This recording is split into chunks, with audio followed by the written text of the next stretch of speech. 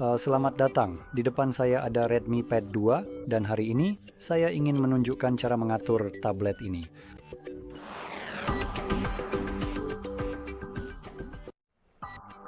Jadi saat Anda menyalakannya untuk pertama kali, Anda akan melihat layar yang sama seperti yang saya tampilkan di sini dengan Xiaomi HyperOS, dan kita hanya perlu klik panahnya lalu cari bahasa yang kita inginkan dari daftar bahasa yang sangat banyak. Sekarang sistem sudah memilihkan bahasa yang benar untuk saya, yaitu bahasa Inggris, jadi saya akan langsung klik berikutnya dan ini memungkinkan saya untuk memilih wilayah saya. Sekarang kita punya banyak sekali pilihan wilayah, tapi saya umumnya menyarankan tidak peduli dari mana Anda berasal untuk memilih wilayah yang secara khusus adalah Uni Eropa. Karena Uni Eropa sangat tegas dalam hal hak konsumen dan memaksa perusahaan untuk memperbaiki beberapa cara mereka yang kurang transparan dalam mencoba memonopoli cara kerja sistem. Jadi ini pada dasarnya akan memaksa Xiaomi atau Google sebagai sistem operasi Android untuk mematuhi hukum Uni Eropa dengan mempertimbangkan bahwa Anda memilih wilayah tersebut. Sistem akan menganggap bahwa Anda berasal dari wilayah itu dan karena itu seharusnya mematuhi peraturan yang berlaku di sana. Jadi bagaimanapun saya akan klik apa saja di sini, tapi seperti yang saya katakan, sebaiknya pilih sesuatu yang memang khusus Uni Eropa. Selanjutnya, kita punya syarat dan ketentuan, seperti perjanjian pengguna dan kebijakan privasi. Anda bisa mengetuk salah satu dari dua pilihan itu dan membaca persis apa yang Anda setujui, tapi jika Anda seperti kebanyakan dari kita, Anda tidak akan pernah membaca satu kata pun dari itu dan langsung saja pilih, ya saya telah membaca dan setuju dengan syarat layanan, lalu kita bisa lanjut ke halaman berikutnya. Ini memungkinkan kita untuk mengimpor data melalui akun Google dengan masuk ke dalamnya. Sekarang di sini dikatakan bahwa Anda pada dasarnya bisa menyalinnya, tapi sebenarnya itu tidak benar-benar menyalin. Semuanya berbasis cloud, jadi perangkat hanya mengunduh ulang semuanya dari cloud. Saya biasa melewati bagian ini. Selanjutnya, kita punya opsi untuk terhubung ke jaringan.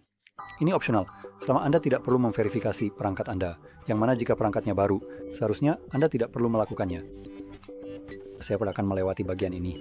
Selanjutnya, kita punya pengaturan kunci layar. Kita punya kunci layar seperti PIN, pola, atau kata sandi, dan juga pengenalan wajah. Jika Anda berencana menggunakan wajah, Anda juga perlu kunci layar, karena biometrik tidak 100% dapat diandalkan. Atau Anda bisa saja tidak melindungi perangkat Anda sama sekali. Meskipun itu bukan sesuatu yang saya rekomendasikan, biasanya perangkat menyimpan data pribadi Anda, jadi sebaiknya Anda melindunginya. Selanjutnya, kita punya layanan Google seperti pemindaian lokasi dan pengiriman data pengguna serta diagnostik. Sekarang Anda bisa mematikan semua itu, tapi ini dari Google.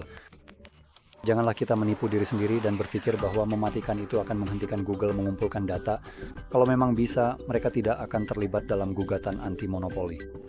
Jadi saya lebih melihat ini sebagai permintaan umum dari Anda kepada Google untuk tidak mengirimkan data pengguna dan diagnostik Anda atau pada dasarnya data pribadi kepada mereka. Dan Google hanya melihat permintaan ini sambil berkata, haha, kami akan mempertimbangkannya. 1 detik kemudian, tahukah Anda? Tidak, selesai, kami tetap akan melakukannya. Begitulah kira-kira cara saya memandangnya.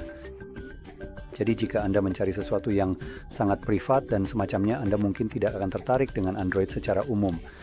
Bukan berarti ini adalah sistem operasi yang berbasis privasi.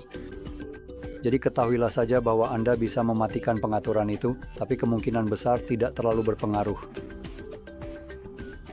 Selanjutnya kita punya menyiapkan tablet Anda, dan ini memberikan beberapa pengaturan dasar seperti lokasi, pembaruan sistem otomatis, serta pengiriman data pengguna dan diagnostik. Sekarang ini terdengar seperti sesuatu yang baru saja kita lakukan, tapi kali ini berasal dari Xiaomi, jadi menurut saya hal yang sama juga berlaku di sini. Anda bisa mematikan semua itu jika Anda mau. Saya akan fokus pada satu hal yang paling mengganggu di sini, yaitu iklan yang dipersonalisasi di sini. Dan ini pada dasarnya adalah pengaturan yang secara langsung memata-matai Anda dan kemudian menampilkan iklan berdasarkan apa yang Anda bicarakan atau cari. Jika terdengar menyeramkan, itu memang karena memang menyeramkan.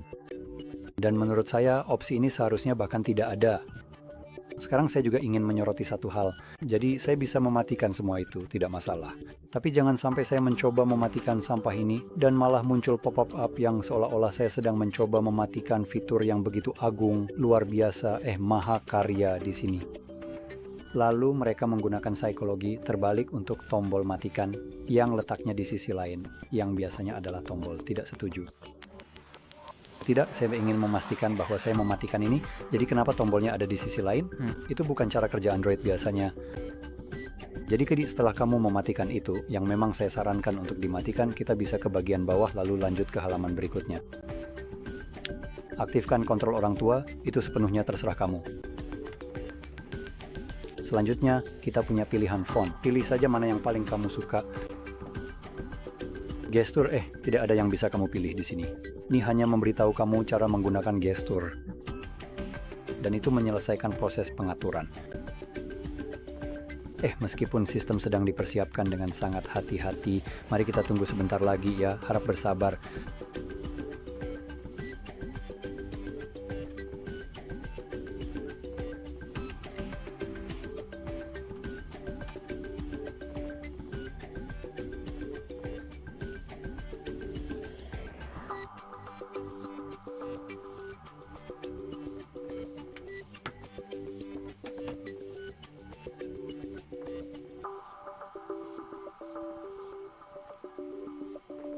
Cukup klik lanjutkan, dan selesai. Jadi jika kamu merasa video ini bermanfaat, jangan lupa untuk like, subscribe, dan terima kasih sudah menonton.